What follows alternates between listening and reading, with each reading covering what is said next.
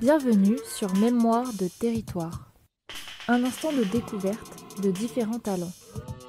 Un souvenir des acteurs de notre région. Une trace qui doit servir de mémoire. Une présentation des acteurs de notre territoire. Un instant de découverte avec Découverto.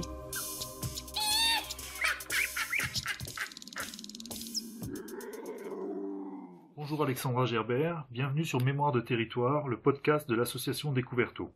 Dans un premier temps, est-ce que tu veux bien te présenter, s'il te plaît? Oui, bien sûr. Alors moi, c'est Alexandra Gerbert, je suis artiste plasticienne, peinture, sculpture, installation, totem, et j'anime aussi des conférences sur les champignons médicinaux de nos forêts. Voilà, ouais, effectivement, tu étais venu nous voir donc plusieurs fois, tu nous as déjà parlé pendant quelques minutes des totems, pendant quelques minutes des champignons.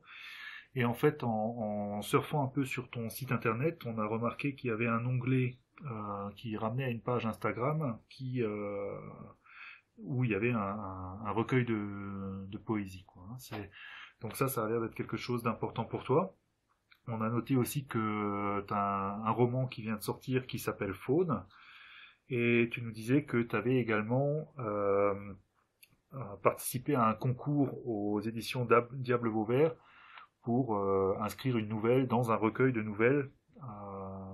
Donc du coup, si tu peux nous parler un peu de cette expérience, comment ça se fait que tu te retrouves dans un concours sur les nouvelles, comment ça se fait Ok. que tu publies des poésies comme ça sur Instagram, Ouais.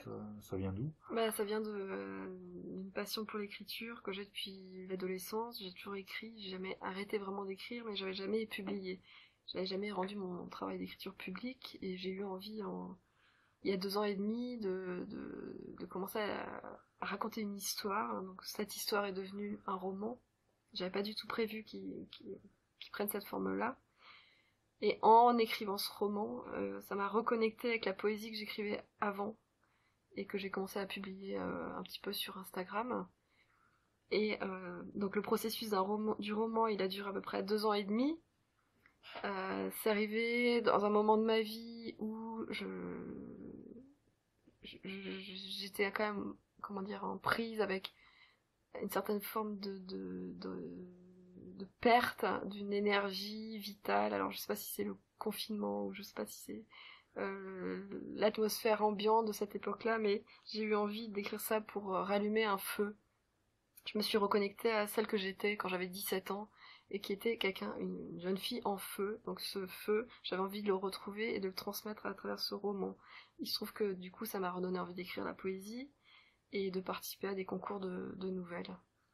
D'accord, ouais, donc ce roman, c'est vraiment un... Enfin, non, c'est plutôt...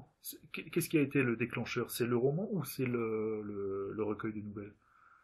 Alors, le recueil de nouvelles, il est venu en cours d'écriture du roman, mais le fait d'avoir été dans les 10 sélectionnés pour le recueil, ça m'a donné un petit peu la force de finir le processus du roman.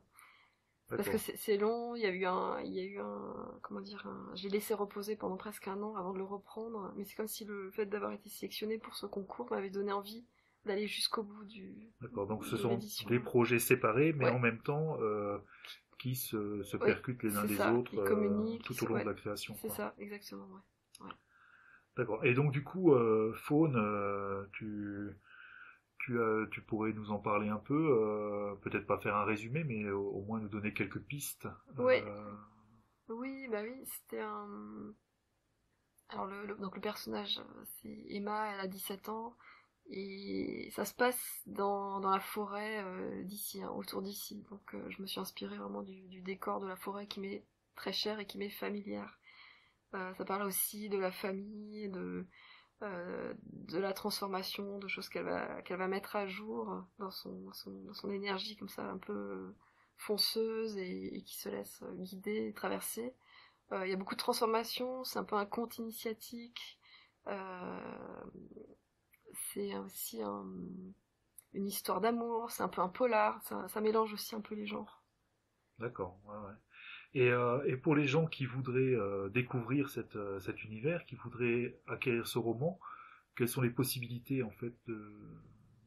Alors, il suffit d'aller sur mon site principal, donc alexandra-gerbert.com, et là vous aurez tous les liens vers les sites qui proposent l'achat du livre.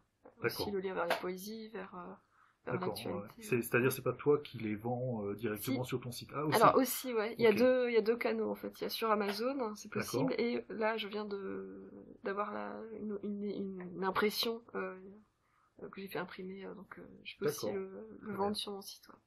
Très bien. Ok, alors on récapitule. Hein, donc il y a une partie de tes poésies qui sont disponibles sur Instagram. Alors pour aller sur Instagram, on y accède directement par ton site. Toujours, ouais. Un premier roman donc qui vient de sortir, qui s'appelle Faune. Et puis donc voilà, une auto-édition. Et un recueil de nouvelles qui recueille 10 nouvelles, et une des 10, c'est la tienne. Quoi. Ouais. Voilà. Au diable Vauvert. Très bien. Eh bien, merci beaucoup Alexandra Gerbert de nous avoir consacré ces quelques minutes. Merci. Et puis, à une prochaine. Merci. À bientôt. Un instant de découverte avec Découverto. Un souvenir des acteurs de notre région. Une trace qui doit servir de mémoire. Une présentation des acteurs de notre territoire. Un instant de découverte avec Découverto.